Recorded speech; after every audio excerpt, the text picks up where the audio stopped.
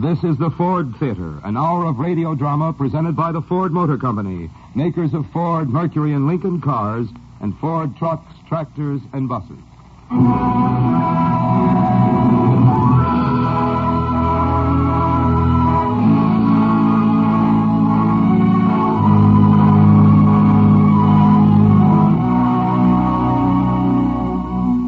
May we introduce as spokesman for the management of the Ford Theater the distinguished playwright, actor, and producer, co-author of Life with Father and State of the Union, Mr. Howard Lindsay. Good afternoon, ladies and gentlemen. Welcome to the Ford Theater. Your customary seats, the best in the house, of course, are yours again today. This afternoon, we shall hear Eugene O'Neill's Our Wilderness, a gentle comedy set in America's Age of Innocence, the incredibly remote years before the First World War, when most of us were young and some of us were gay. The year of the play, to be exact, is 1906, when Teddy Roosevelt was in the White House, when automobiles were horseless carriages, and the Gibson Girl was the final word in glamour and grace. Where your radio cabinet now stands, it's possible to imagine a brass-rimmed family gramophone playing those cylinder-shaped Edison records. These, then, are the good old days. And this is the Ford Theater version of Our Wilderness.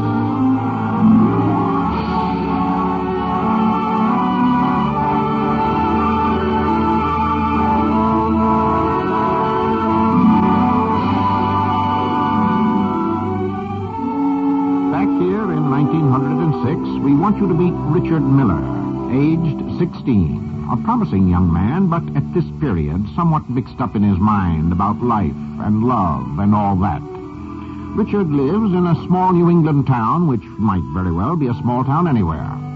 We meet Richard on an auspicious occasion. It's the glorious morning of the glorious 4th of July, 1906, and the hour is just past sunrise.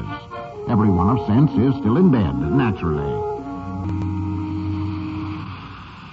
You see, don't you, Muriel, that this is a very grave moment?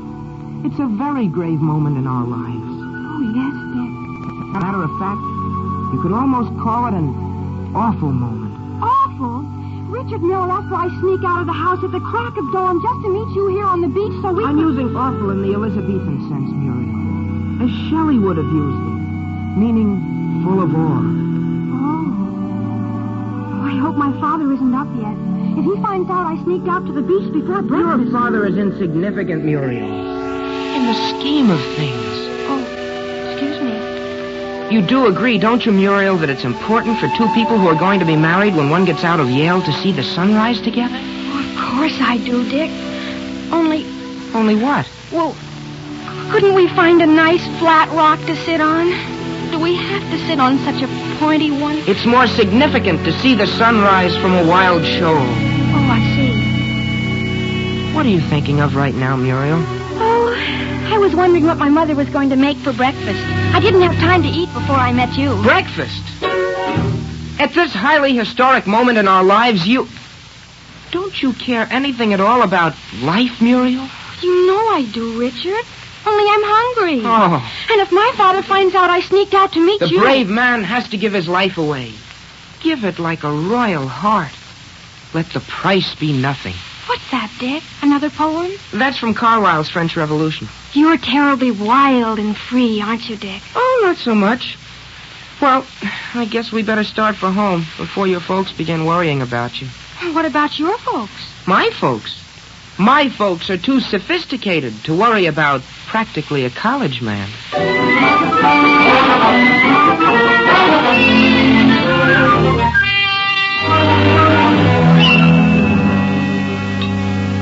Where can he be, Nat? I'm terribly worried. No, Essie, I told you there's nothing to worry about. Richard's probably out catching a fish for breakfast or something. This may be the period when he eats nothing but what he catches himself. You should know your own son by this time. But going off without his breakfast, he's a growing boy. Uncle Sid didn't come down to breakfast either, Ma. Is Uncle Sid? Uncle Sid didn't come down to breakfast because he had a hangover. Arthur? Yes, Mother. And Mildred, finish your milk. Oh, I'm full, Ma. Can I go out now? I want to set off my firecracker. It's too early in the morning. Oh, let her go, Essie. Thanks, Pa. Only see that you set off your firecrackers away. I don't know which is worse, Mildred banging doors or Richard trying to live like some character from Dostoevsky. That reminds me, Nat. I've been meaning to speak to you about those awful books Richard's been reading. Oh, not today, Essie. Not on the 4th. Well, you'll have to give him a good talking to, and today's as good a day as any. I'll go get them right now. I found out where he hid them, on the shelf in his wardrobe. Pass the cream, will you, Arthur? Sure, Dad. Thank you. While we're on the subject, Dad... Now, Arthur, you're not going to tell me something fresh and horrible about Richard. I couldn't stand it. Well, it's pretty darn disgusting the way Richard's been mooning around that Macumber girl. Now, when I was his age... Don't tax your memory, Arthur. Well, it's pretty darned embarrassing, I tell you, for a man to come home on his summer vacation from Yale and see his own kid brother... Why, Pa, he's making a darn fool of himself. Do you know what he's doing now? He's reading poetry to that girl in broad daylight. I can see how that would upset you. Well, it's pretty darn disgusting. Don't tell me who you're talking about. I know. Oh, good morning, Uncle Sid. Morning, Bula Bula. Guess I made a pretty disgusting picture at dinner last night, Nat. Oh, I wouldn't say that, Sid. You were pretty funny, though, when you wore the lampshade on your head, Uncle Sid. Oh, was Essie awful mad? Not especially. Lily acted kind of quiet, but she didn't go home early the way she usually does when you're, You proposed to Lily over the lobster, Uncle Sid, and she said it was Providence that made her turn you down for a teaching job 16 years ago. And Arthur, didn't you say you were going to celebrate the 4th in a special way this year? What? Oh, yes. I'm taking Ethel Rand canoeing. Well, don't you think you ought to start, son? You don't want to keep her waiting. Oh, that's true, too, isn't it, Dad? I guess I'd better get going. So long, folks. So long, son. And if you see Richard anywhere, tell him to come home at once. Tell him I want to talk to him.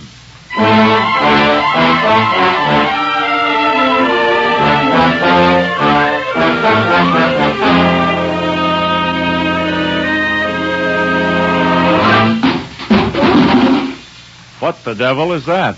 That's it, is Richard. My youngest son is the only human being I know who can fall upstairs. Richard! Yes, Father? Come in here. Anything wrong, Father? Where have you been? Your mother's been worried to death about you. Woman's life is filled with fear. Each frightened moment lasts a year. Well, that puts things in their place.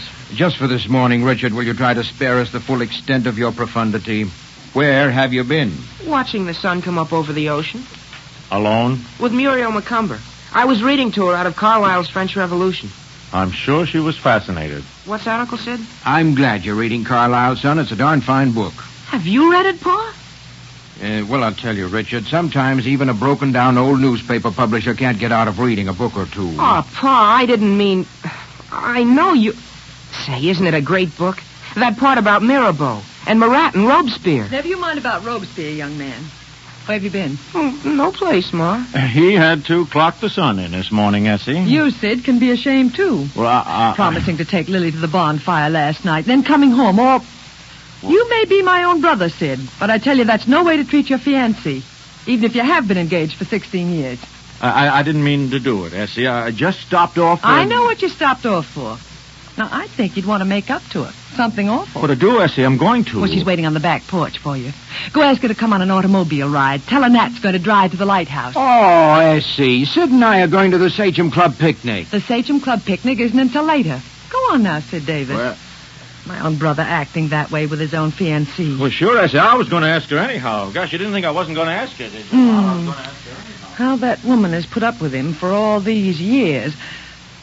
Now, young man, where are those books? What books, Ma? You know very well what books.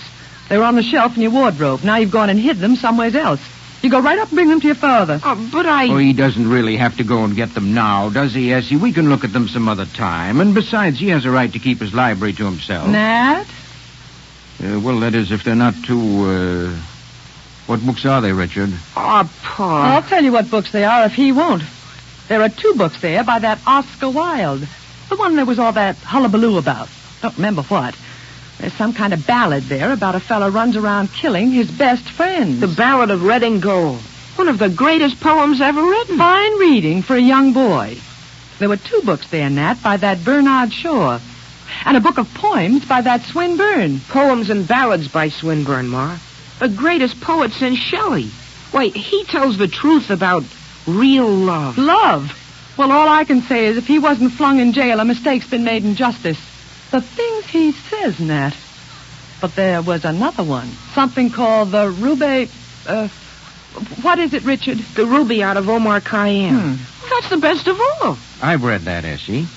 Why, Nat? Matter of fact, there's some fine things in it, seems to me. True things. Well, Nat, I don't see how you... Gee, it's wonderful, isn't it, Pa? A book of verses underneath the bough, a jug of wine, a loaf of bread, and thou beside me singing in the wilderness. Did you have your breakfast, Richard? Oh, Ma, for Pete's sake, is that all you can think about? Food? When a man's concerned with matters of the soul, Essie... All I asked was if he had his breakfast. Who cares about food? Well, I had a slice of ham, a couple of eggs, a bowl of cornflakes, a banana, and a sardine sandwich, but who cares about food? Food means nothing to me. Nothing at all.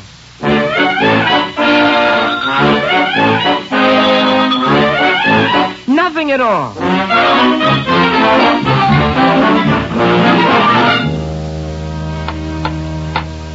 You want the wrench, Pa? Not yet, Dick. I've got to raise the auto first. Give me the jack handle, will you? Oh, here you are, Pa. You almost ready, Nat? Bessie wants to know. What'd she say? It's Lily. She wants to know if you're almost ready, Ma's asking. Any minute, tell her. Any minute, Lily. How many miles is it to the lighthouse, Pa, about? About 20 each way. I'll take the wrench now. Here, Pa. Boy, you sure have to be careful on a long trip like that. You sure don't want any tires blowing out, do you, Pa? Oh, Mildred and her firecrackers. Richard, you run, tell her to take 'em out back. All right, Pa. Tell her to... Say, who's that coming up the walk? It's Mr. McCumber, Pa. Well, now, what do you suppose he'd want at this time of day? It's to complain about something, that I know, but what? I'd better go tell Mildred, Pa. Well, Dave McCumber, what good wind blows you around this glorious Fourth? I regret to say, Nat, that it's something disagreeable. Disgraceful would be nearer the truth, and it concerns your son, Richard. Oh, come now, Dave. I'm sure Richard hasn't... He has, and I have proof of everything in his own handwriting. Well, now, hold on a minute. Proof of what? Just what is it you're charging him with? With being dissolute and blasphemous, and with deliberately attempting to corrupt the morals of my daughter Muriel. Then I'm afraid I'll have to call you a liar, Dave. I thought you'd get around to that, so I brought the proofs with me. I've got them right here in my wallet. My wife found them in Muriel's handkerchief drawer. You'll see, they're all in his handwriting. Well, what's in his handwriting? What are you talking about? Muriel's confessed to me that he wrote them. You read them and then say I'm a liar. Here, read it. What the devil? Evidently, you've been too busy to take the right care of Richard's upbringing, or what he's allowed to read. Look there. My life is bitter with thy love.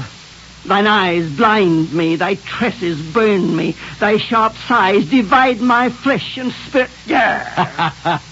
Why, you darn old fool. What, you... Can't you see that Richard's only trying to show what a young hellion he is? Why, at heart, Richard is just as innocent and as big a kid as your Muriel. Oh. This stuff doesn't mean anything to me. And if you believe it could corrupt Muriel, then you must believe she's easily corrupted. Now you're insulting my daughter. I'm not insulting her. I'm giving her credit for ordinary good sense. I knew you'd prove obstinate, Nat. But I never dreamed you'd have the impudence to claim that your son was innocent of all wrongdoing after reading those papers. No, well, just what did you dream I'd do? Take and give that boy a hiding he'd remember to the last day of his life. I've had enough of this, Dave. Now, you needn't lose your temper. I'm only demanding you do your duty by yours as I've done by mine. I'm punishing Muriel, and yet she's blameless compared to that... I said I've had enough, Dave. You needn't lay hands on me. I'm going. But don't think you're not going to regret this. I'm taking the advertisement for my store out of your paper. You can take your And advertisement. I'll tell you what else I'm doing. I'm going to see to it that my Muriel never sees your son again. And that's just fine with me, because I'll tell you what I'm doing. I'm going to see to it that Richard never sees Muriel again. Richard?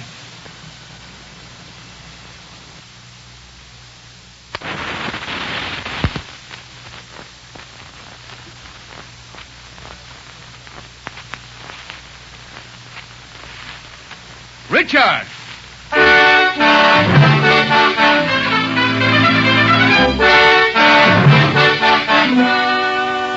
Muriel? Muriel! What is it, Father? Come in here. What's the matter, Pa? Plenty is the matter. I want you to write a letter.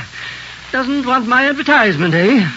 Who do you want me to write a letter to, Pa? To Richard Miller. Dick? I want you to tell that young scoundrel that you're never going to see him again. Father! No one's going to call me a darn fool. You write as I say. But I don't have a pen. Well, use my pen. Mr. Richard Miller. I'll die, Pa. I'll die if I never see him again. It'll take more than the absence of Richard Miller to separate you from this earth. Mr. Richard Miller. Dear Dick. Mr. Richard Miller.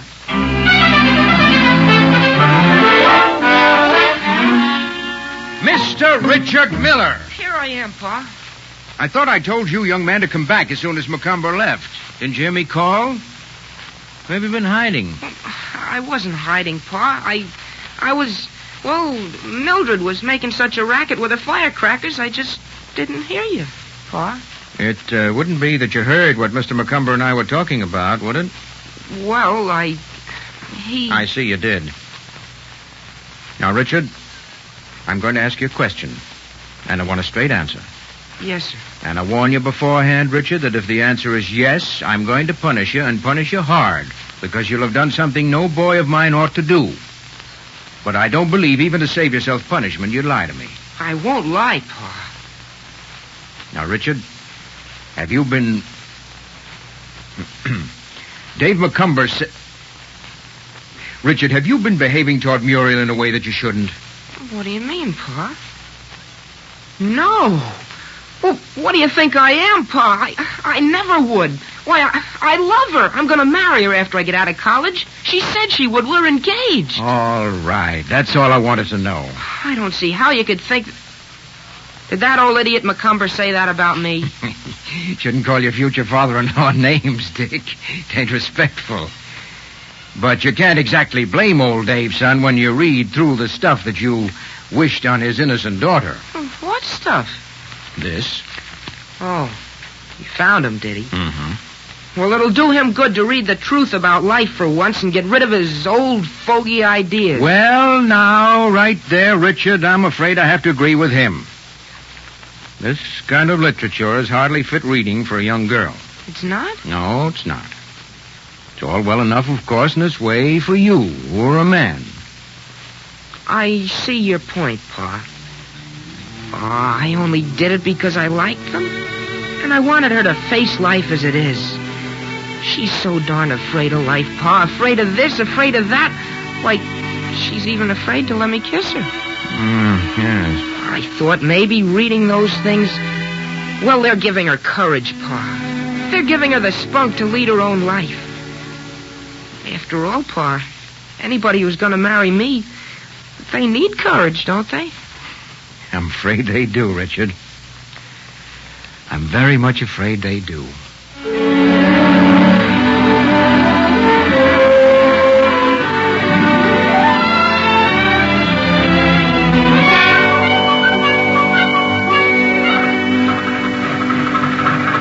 Now, hurry up, everybody. Lily, Sid, Essie, come on now. I've got the auto started. I'll get in first, Essie. All right, dear. Button up your duster, Lily. You like it? It's new. Richard!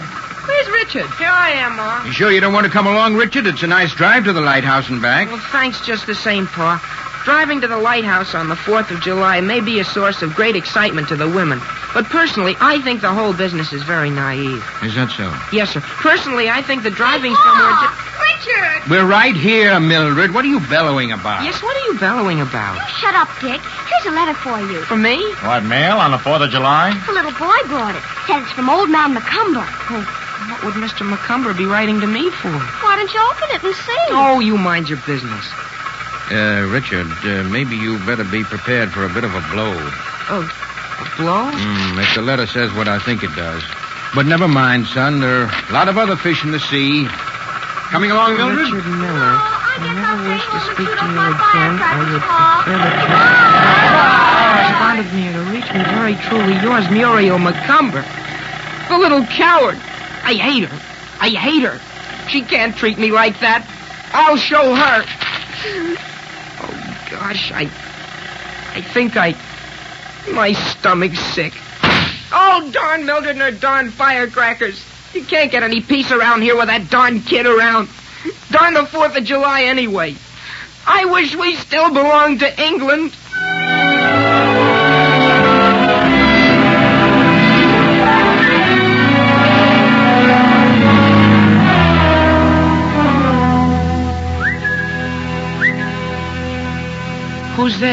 Hey, Art. That you on the porch, Arthur? It's me, Dick. Oh, hi, Win. Hi. How does it feel being home after a year at Yale? You know, Arthur was telling me about you and him having one heck of a... Shh, keep it quiet, kid. Well, there's nobody can hear us. The whole family's gone off in my dad's automobile. Where's your brother? Arthur? Oh, he's out with Ethel Rand.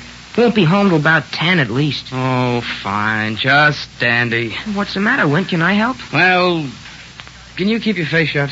Oh, sure I can, Win. Well, listen, I ran into a couple of girls Art and I met in New Haven. Oh, what are they doing here? Oh, they're visiting or something. Anyway, I dated them up for tonight. Both of them? Well, I thought I could catch Art. Now I'll have to pass them up. I'm nearly broke, and I can't afford to blow them both to drinks. Well, I've got $11 saved up, Win. I could loan you some. Say, you're a good sport. No, nix, kid. I don't want to borrow your money. Hey, have you got anything on for tonight? Whoa. No. Want to come along with me? No, I'm not trying to get you into anything, kid. All you have to do is just sit with Belle while I'm dancing with Edith. Hey, you won't have to do anything. Not even take a glass of beer unless you want to. Oh, what do you think I am? A rube? You mean you're game, kid, for anything that's doing? Sure I am. Ever been out with any girls? Oh, sure I have. Ever drink anything besides sodas? Sure, lots of times. Beer and slow gin fizz and Manhattans. Say, you know more than I thought. Can you fix it so you can be at the Pleasant Beach House tonight at 9:30? Sharp? Sure, that's easy. It's all set? All set. So long, kid. See you at the Pleasant Beach House. 9:30. Sharp. So long, Win. I'll show her. I'll show her she can't treat me the way she's done. I'll show them all.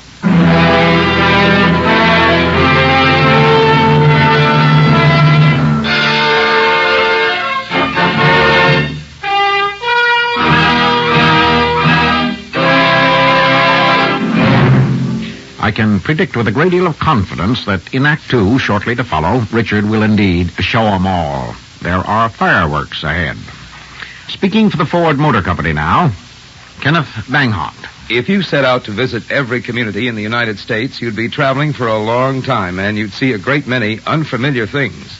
But in almost every community, you would see at least one familiar thing, the sign of a Ford or Lincoln Mercury dealer. And it wouldn't surprise you at all, because there's been a Ford dealer in nearly every part of America for at least 35 years now. You expect to see one wherever you go. But have you ever stopped to think of what it takes to be a Ford or Lincoln Mercury dealer? Probably not, although there are very definite requirements, and they're important to you. Before a man can obtain a Ford or a Lincoln Mercury dealership, he has to meet a number of requirements. He has to show the Ford Motor Company that he's a responsible citizen, well regarded in his community. He has to demonstrate that he's able and intelligent, capable of managing a sound business. He must have a spirit of responsibility to his customers and his community. And he has to be able to gather together a considerable amount of money for buildings, tools, equipment, parts, and employees' wages. The average investment today in Ford and Lincoln Mercury dealerships all over the country is many thousands of dollars. These requirements have to be met not only to obtain a dealership, but also to keep it. A dealer must continue to run his business with completely adequate facilities, efficient management, sound finances, and proper spirit. These things mean better service for you. They mean that wherever you go, you'll find a dealer qualified and equipped to serve you right. And they mean he'll be anxious to serve you. The more than 7,000 independent businessmen who are your Ford and Lincoln Mercury dealers know that their success depends on pleasing you.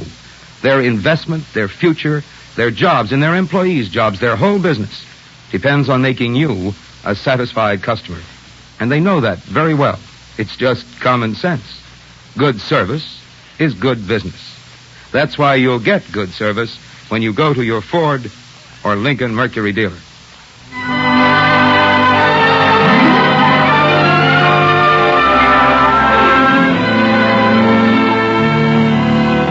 The second act of the Ford Theater production of Our Wilderness will continue after a brief pause for station identification.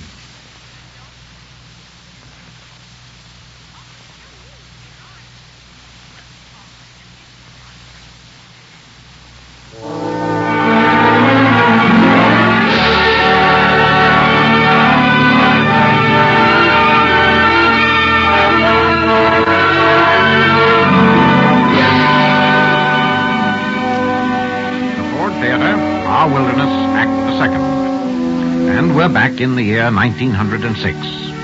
It's 11 hours later, 11 hours since Muriel's letter reached Richard, informing him that all is o'er between them. We find Richard now in the back room of a small and clearly disreputable hotel. The dingy room is lighted by 2 fly-specked globes in 2 fly-specked wall brackets set into the hideous saffron-colored fly-specked wallpaper. Here, beside the door marked Family Entrance, blares a nickel-in-the-slot player piano. And here, sitting beside a beer-stained table, is Richard, forgetting it all with a lady known as Belle. Aren't we having a nice time, Richard? Aren't we having a wonderful time? Sure, Belle. Oh, come on. Say it like you mean it. Now, you say, I'm having a wonderful time, Belle. I'm having a wonderful time, Belle. Well, then drink up your beer, why don't you? It's getting flat. Oh, I let it get that way on purpose. I like it better when it's flat. You're a scream kid, isn't he, George? Yeah. Bartenders are always called George. Yeah, he's a scream, all right. He's also a spender. My head's dizzy bringing you in drinks. Ah, don't let him kid you, Dick. You show him. Loosen up and buy another drink. What do you say? Huh? Oh, sure. Excuse me. I was thinking of something else. See what the lady will have, and have one on me yourself, George. That's talking. Didn't I say you were a sport? I'll take a cigar on you. What's yours, kiddo? The same? Yeah, make it a real one, will you? I'll try, seeing it's you. What's yours? Another beer? A small one, please. I'm not thirsty. Say, honest, kid, are things that slow around here? Filling up on beer will only make you sleepy. Come on, have a man's drink. All right. I was going to anyway. Bring me a slow gin fizz. And make it good. You know what I mean? Something that'll warm him up, huh? Sure, I get you. Hey, anybody around? How about some service out here? Yeah, coming. You know something? You're a very sweet kid. You're a very sweet kid. I think I could like you a lot. Say, where did Wint go with your girlfriend? Out on the porch, holding hands. Oh. Why don't you hold my hand, Dickie boy? Don't you like me? Well, sure I like you. Only... Only what? Well, it's only that I've got a weight on my mind. You have? Well, here, have a cigarette. That'll take it off. You smoke, don't you? What? Oh, sure I do. Yeah, I've been smoking for years. Only at the moment, I don't happen to care for the weed. Well, suit yourself. This is more like it. Say, you know you oughtn't to inhale like that. Smoking's awful bad for girls. Gee, kid, you're a scream. You'll grow up to be a minister yet. Look, Richard. Yes, Belle? Why do you want to be so unfriendly for? I'm not unfriendly. Why don't you put your arms around me then? Oh, no, not that dead way. Hold me tight. I think you just don't like me. I do, too, like you. Then why don't you kiss me? You call that kissing? Here. What's the matter, honey boy? Haven't you ever been kissed like that before? Sure. Lots of times. Only I've sworn off. Sworn off kissing? I took an oath I'd be faithful. I've heard everything now. Ready for the drinks, Belle? Oh. Fixed them up the way you said. Man, how I'm ready. Oh, come on, kid. At least show me you know how to drink. Bottoms up. All right. That's the way. Bottoms up.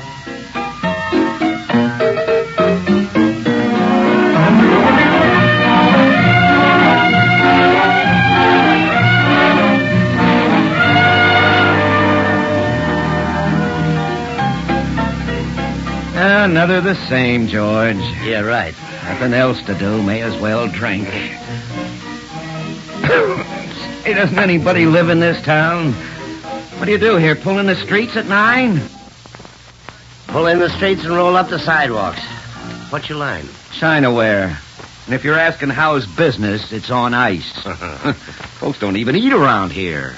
There's something in the back room that might interest you. What's that? Swell little number. Take a tip. I think she's about ready for reinforcement. Oh, she's got company, don't she? Ah, dumb kid. I think she'd welcome a change. Well, maybe I ought to look into this. Give us another shot, will you? Yeah, sure. And then tell Goldilocks to get ready for the great big bear.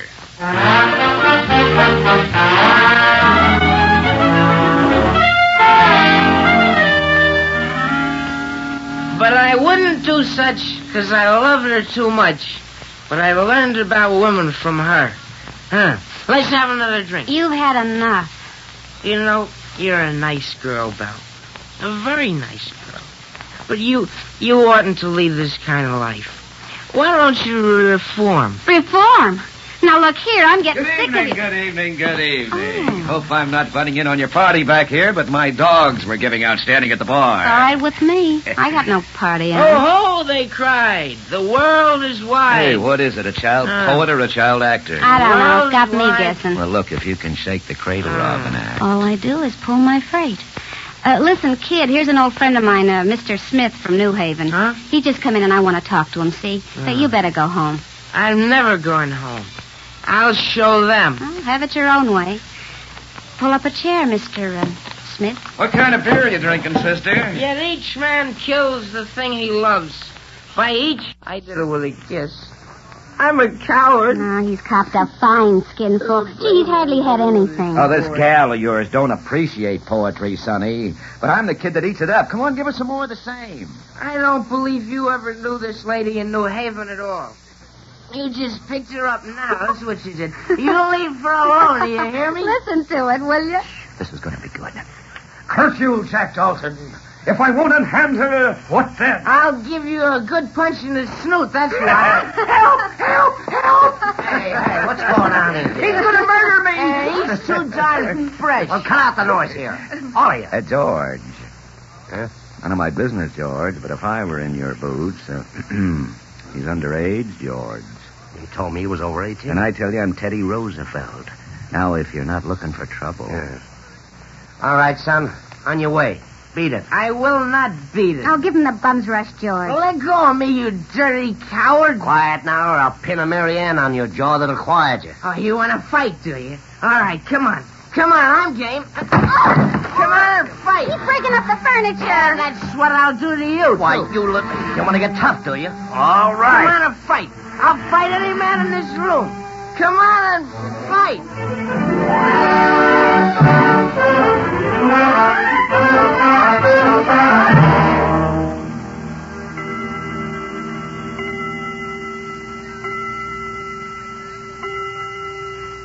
Something's happened to him, Nat. I just know something terrible's happened. Nothing's happened to him, Messie. I'm telling you, he'll be home any minute. There's nothing to worry about. What time is it now, Nat? It's, 11 o'clock. Well, 11 o'clock's not so late, S.C. Not on the 4th of July. Richard, come home yet? Not yet, Sid. I was just trying to tell her, Sid, nobody but a bunch of old fogies would be home before 11 on the 4th of If you July. don't stop talking 4th of July. Here he is now. You see, I told Jazzy there wasn't a thing to worry about. Greetings, all. The prodigal son is back. Oh, it's you, Arthur. Oh, we thought it was Richard. Isn't he home? Say, he oughtn't to be allowed out this late at his age. When I was his age... We know all about that, Arthur. He's right. You don't know what might have happened to him. You read in the papers every day about boys getting run over by automobiles. Why don't you do something? Why don't you go out and find him? Well, I was going to go out and look anyway if he wasn't back by 12 sharp, but if it'll ease your mind... Now, that's him. I know that's him. It falls like him. Richard? Hello. Oh, thank heaven. Well, darn him. I'll give him the devil for worrying us like this. Richard! Hello, folks. Hello, everybody. Richard. Oh, my goodness, what's happened to him, Nat? He's gone crazy. Crazy nothing. He's soused. Drink, for you know not whence you come, nor why. Drink. Richard, how dare Don't you strike him, Nat. Steady now, Nat. The boy don't know what he's doing. And then at 10 o'clock, Eilert Loveberg will come with vine leaves in his hair. Richard, you're intoxicated. You bad, wicked boy, you. He's a mess. Oh, me? Why,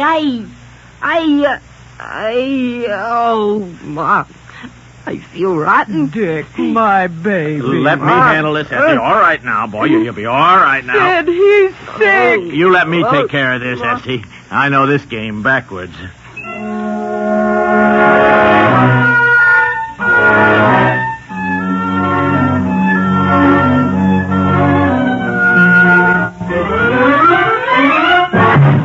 it, Essie. I ought to be back at the office. Now, if he doesn't come down in a few minutes... Now, you're not going back without seeing him, Nat Miller. Well, of course I'm not. Good heavens, what do you think I came all the way home from the office for in the middle of the day? To give him a piece of your mind. You are the symbol of the morning after, Nat. Thanks, Sid, for the kind words. Now, Essie, I'm perfectly willing to talk to Richard, but I can't if he isn't here. Now, where is he? Well, he's still in bed. Still in bed? I made him stay in bed to punish him. I thought he ought to anyway after being so sick. He'll be all right, Essie. I remember when I was his age, If I was in your shoes, Sid, I'd keep still. His own uncle, no wonder. Richard must be feeling better, though, Nat. He ate all the dinner I took up. I thought you weren't going to give him any dinner to punish him. Well, in his weakened condition, I thought it best.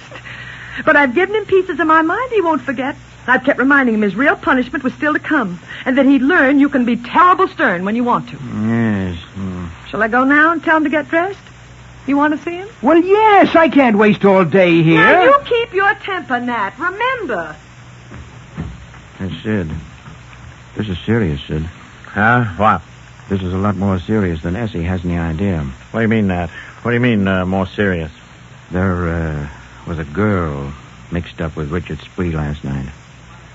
How do you know? There was a man up at the Pleasant Beach house there, same time Richard was there, salesman. Richard was at the Pleasant Beach house? Yes, that's where he was, Sid, and this salesman knows a man who knows one of the men at the plant, and he told him. Well, this is serious, Nat, with a boy like Dick, especially. Oh, darn it.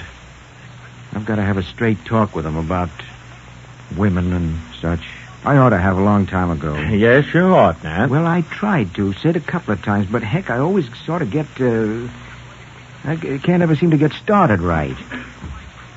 Well, here comes the bad man, I guess. Well, now's the time to talk, Nat, and you better tell him, you know, what's what. Guess I better. I'm sorry, Nat, but he was sound asleep, and I didn't have the heart to wake him. Well, Now, don't you lose your temper, Nat Miller. You know as well as I do he needs all the sleep he can get after last night. Do you want him to be taken down sick? Well, I'll be eternally... You certainly take the cake, Essie. Bring a man all the way home on a busy day. I'm going back to the office where things make sense. But I'm coming home to supper, Essie Miller. And when I do, I want that boy downstairs and waiting. And what I'll have to tell him will blister the horns off the devil himself.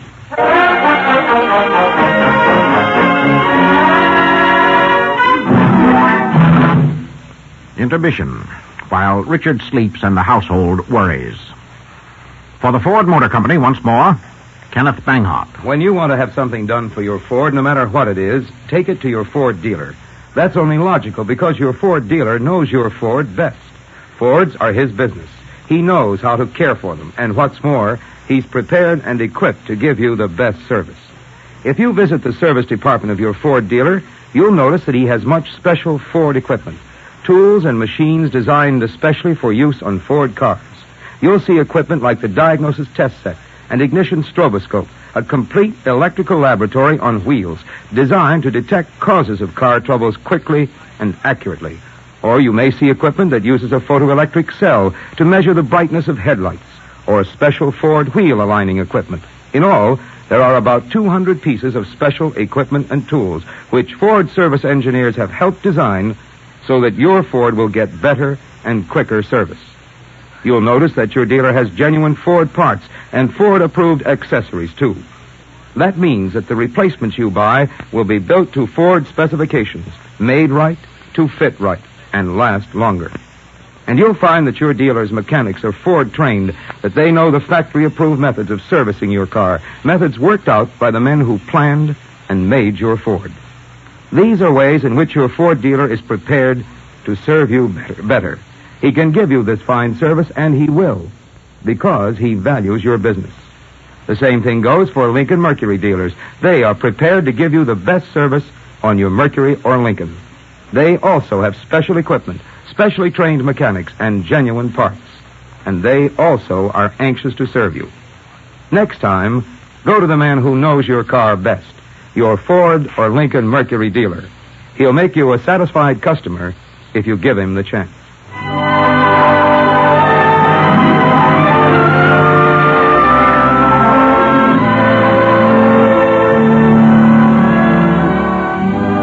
Our radio version of Our Wilderness has been constructed instructed with loving care by Sylvia Cyril, one of a group of veteran radio writers working with the management of the Ford Theater to bring to the air all types of dramatic entertainment.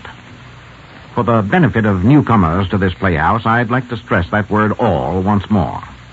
In the weeks ahead, you will find here radio versions of movies, stage plays, novels, and operettas, as well as revivals of past radio successes and new plays commissioned to be written especially for radio and the Ford Theater.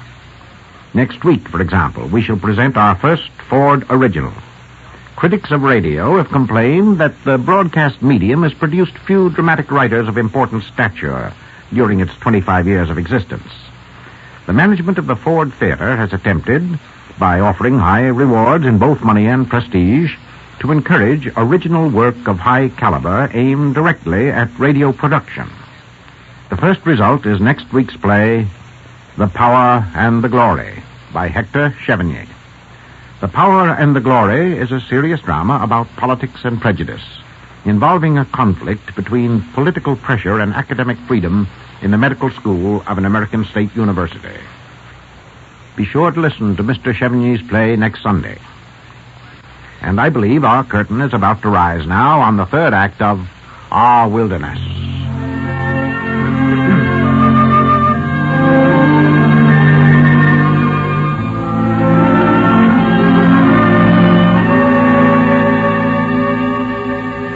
The morning after 16-year-old Richard Miller tried to forget his broken heart at the Pleasant Beach House has dropped into a hot July afternoon. But the culprit has not yet made his appearance. Now it is 3 o'clock in the afternoon, and Richard's Uncle Sid and Uncle Sid's fiancée, Lily, are sitting on the porch of the Miller home. Pretty hot even on a porch here, isn't it, Lily? Want me to go get your fan? No. No, thanks, Sid. I don't have the heart to feel the weather today. Oh, now listen, Lily. You're not sitting here worrying I about... certainly am. A 16-year-old boy. Well, jumping Jehoshaphat, you're almost worse than Essie. You don't think Richard would turn into a... I don't know what I think anymore, Sid. What do you mean? Here comes Arthur. Hello, Lily. Hello, Hi, Arthur. Uncle Sid. Oh, Arthur. Isn't it a scorcher? Say, I'll bet it's the hottest July 5th in the history of this town. Richard come down yet? No, not yet, Arthur. Good gosh, it's 3 o'clock. How long's he going to hide out? Guess he's waiting until the fireworks die down. Well, they won't, Uncle Sid. I guarantee that. Why, if I'd done what he did when I was his age, I doubt if I'd be in Yale today. The effect on Yale would be too horrible to contemplate. What's that, Uncle Sid? It's Richard. Well, the bad man himself. How's my fellow rum pot? Oh, let's not go into that, Uncle Sid. Hello, Lily. Hello. Boy, you sure were a mess last night. What's it to you? Nothing at all.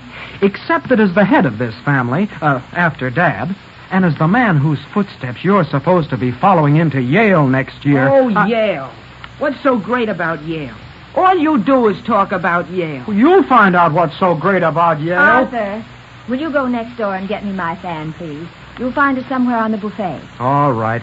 But I know Pa's going to have something to say about this when he gets home, and it won't be funny. You gave the family quite a turn last night, Dick.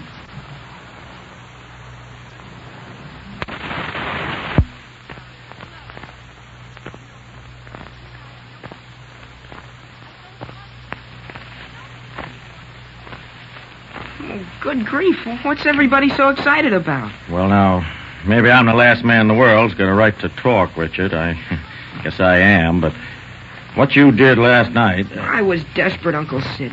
Even if she wasn't worth it. I was wounded to the heart. Yeah, well, I like to the quick better myself. It's more stylish. However, This is no laughing matter, Sid. Well, Lily, I didn't say it was a laughing matter. You've got to stop, Richard, before it's too late. Well, stop what? Even if you won't think of yourself, Richard, even if you won't think of the disgrace you'll be bringing on your innocent family, think of Muriel. Muriel? Oh, Lily. You'll break her heart, Richard, and you won't know it till it's too late. You don't know, Richard. You don't know the shame and agony of being in love with a drinking man. Lily. Day after day, you keep telling yourself he'll change. He'll be different now. But he's not, Richard. He never is. And all that happens is that you get older and older, and one day you wake up and you She's got nothing. She's all alone, and her best friend is saying, poor old Muriel, still waiting at her age. Oh, where's Arthur with that fan? Oh, gosh, what's she talking about? Do you know, Uncle Sid? I think I can guess, Dick. Dick! Hey, Richard! Oh, here I am. For Pete's sake, what do you always have to be yelling for? What's everybody looking so gloomy about? Something happened? What'd you want Dick for, Mildred? I have another letter for him. I was passing by Muriel McCumber's house. Muriel? Let me have it. Well, don't grab. Honestly, he gets crazier and crazier every day. Uncle Sid. What's the matter, Dick? You're not going to be sick again, are you? She's going to see me, Uncle Sid. At 9 o'clock tonight. She's going to see me.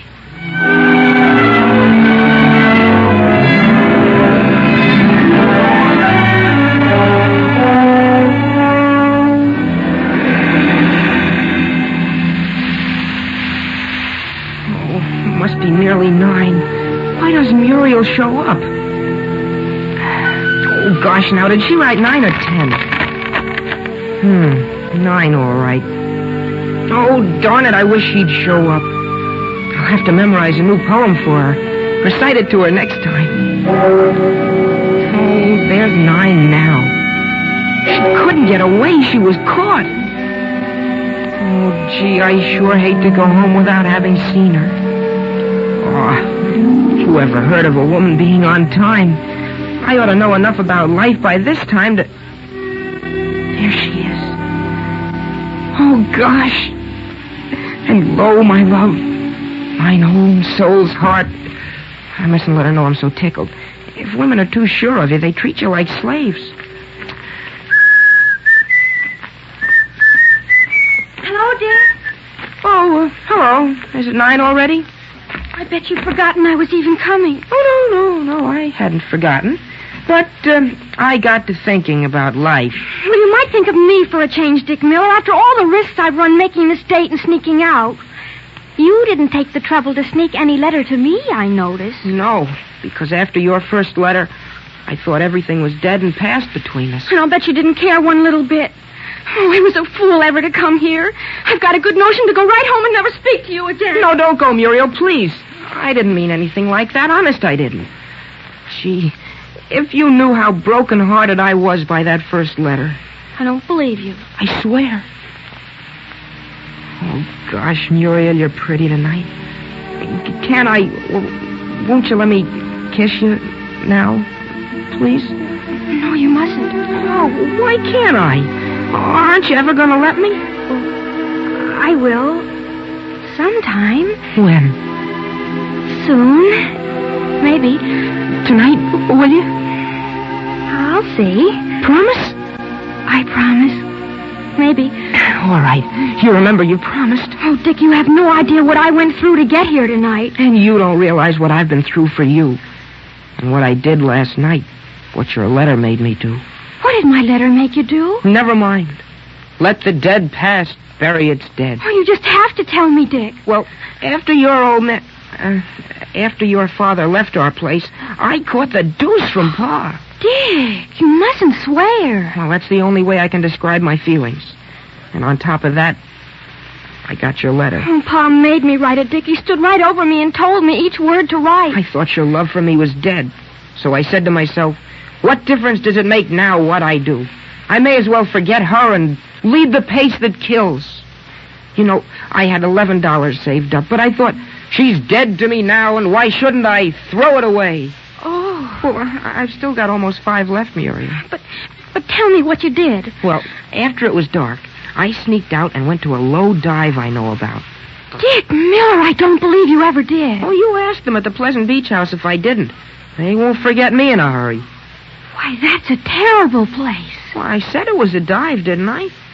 There wasn't anyone there but a Princeton senior I know. And he had 2 chorus girls from New York with him. And they were all drinking champagne.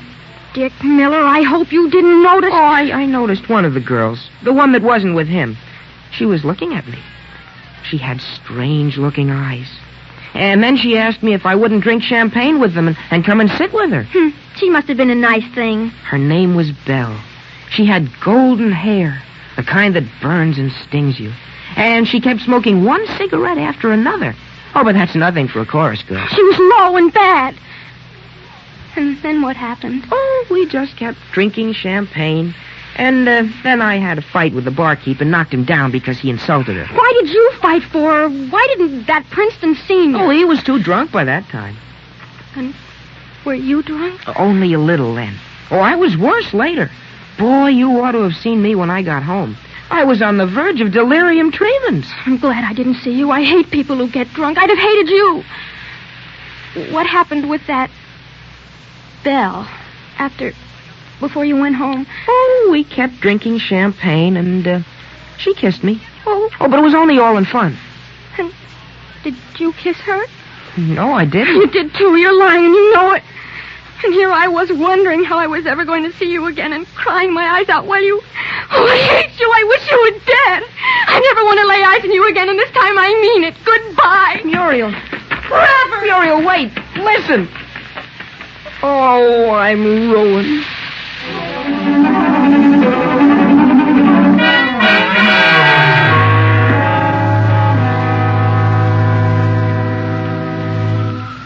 Well, darn it, Essie, I haven't finished reading the paper. Can't I sit inside? Why do I have to wait on the porch? Because, Nat Miller, I don't want you to miss Richard again. You've been promising me you'd talk to him all day now. Well, good grief, I tried to, didn't I? I came home from the office just to talk, didn't I? Now, where was he at supper? Well, he ran off to meet Muriel. Mildred brought another letter. I'm beginning to think that girl should never have learned to write. Oh, here he is now, coming up the walk. Now, Nat, you can't get out of it this time. It's for his own sake. Say, he doesn't look too chipper, does he? He does look odd again. Nat, you don't suppose he's been... No. It's love, not liquor this time. You better leave us alone for a while, Essie. I'll wait inside. Call me if you want me. Evening, Richard. Evening, Mark. Well, young man. Oh, Pa. I didn't see you sitting there. How the vine leaves in your hair tonight. Turned out to be poison ivy, didn't they? I know, Pa. Now, Richard, I'm not going to read you any temperance lecture because in spite of your foolishness last night, I'm still giving you credit for having brains. I know I was a fool, Pa. Not only a fool, but a downright stupid, disgusting fool. It was bad enough to let me and your Uncle Sid see you, but to appear like that before your mother... I know, Pa. Now, what about that girl at the Pleasant Beach house? Belle? Well, how did you know about Belle, Pa? I was shocked, Richard, I don't mind saying. I know, Pa. In my day, a man didn't kiss a girl he wasn't practically engaged to. I know, Pa. Richard? Yes, Pa? Richard, it's about time you and I had a serious talk. Yes, Pa. There are certain things pertaining to certain matters that pertain... Yes, Pa? Well, now that the subject's come up of its own accord, it's a good time. I mean, there's no use in procrastinating further, so here goes. Richard? Yes, Pa? Richard, you've now come to the age when, and it's only natural for you to have certain, I mean, here's what I'm driving at, Richard. I mean, your whole life might be ruined if, so darn it, you've got to know that. I mean, well, now that we've talked it all over, Richard, do you have any questions? I do, Pa. One. Oh, you do, huh? Well, what is it? How do you make a girl forgive you? Muriel's sore at me. How do you... Oh, how do you... Well, you act like a man, Richard. You go to her and you tell her that you made a mistake, frankly and honestly. You tell her you were wrong and you're sorry. And I think maybe she'll forgive you. Well, gee, Pa, thanks. I'll go right over. Gee, that makes everything all right, doesn't it? I guess it does, son. It's all right now, Essie. Come on out. Everything's going to be all right. Coming, Nat. Oh, I better hurry, Pa. Gosh, you do know about some things, don't you, Pa? Not many, son, but I try. Why, son? You're a man, Pa. Good night. Good night, Ma. Night, son. It's a lovely night, isn't it, Nat? Moon's way down low, almost setting. You saw what he did, Essie? You saw what Richard did? Yes, Nat. He kissed you. I don't believe in kissing between fathers and sons after a certain age, Essie. Seems mushy and silly, but at a time like this... Well, that meant something, didn't it, Essie? Yes, it did, Nat. I guess no matter what life will do to him now, he can take care of it. Can't he, Essie? Yes, Nat. Gonna turn out the lights. All ready? Let her go, Gallagher. There he goes. Like love's young dream. Say, what is it that Rubaiyat says? Yet, that spring should vanish with a rose, that youth's sweet-scented manuscript should close. Well, spring isn't everything, is it, Essie? There's a lot to be said for autumn. Autumn's got beauty, too. And winter, if you're together. Yes, Nat. It certainly has.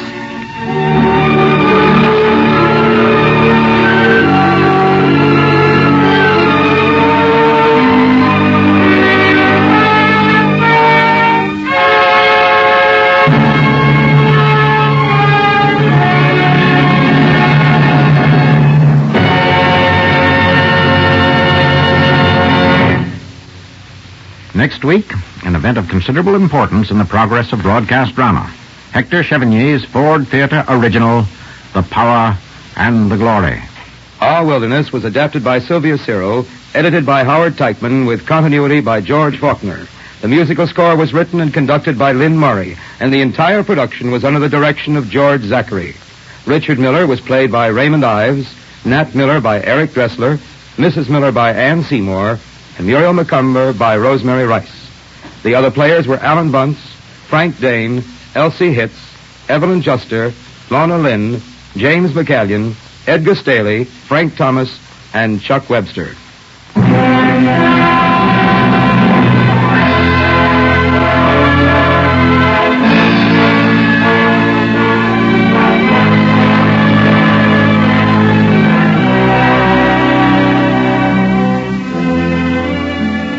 I hope you had a pleasant hour listening to the comedy of the good old days.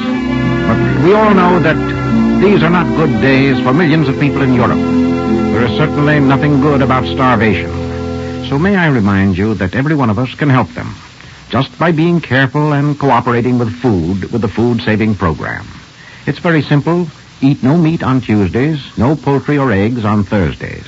Save a slice of bread a day and waste nothing. It's very simple, but it's very important. And now, this is Howard Lindsay saying good afternoon for the management of the Ford Theater. Next week, The Power and the Glory.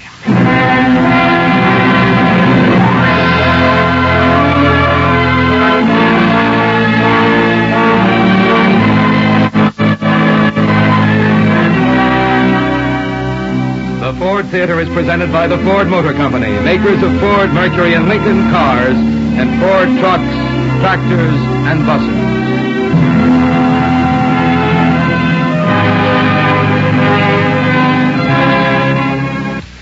This is NBC, the National Broadcasting Company.